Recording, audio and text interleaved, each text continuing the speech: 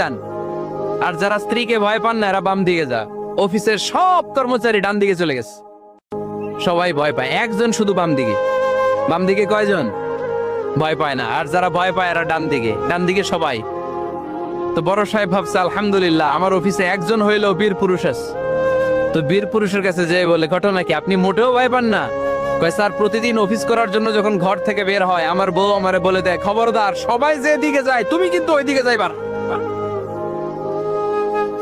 সবাই যেদিকে যায় তুমি ওইদিকে গেলে খবর আছে। বড় সাহেবকে খবরদার, এটা তো আরো ডরায়, ঠিক কিনা?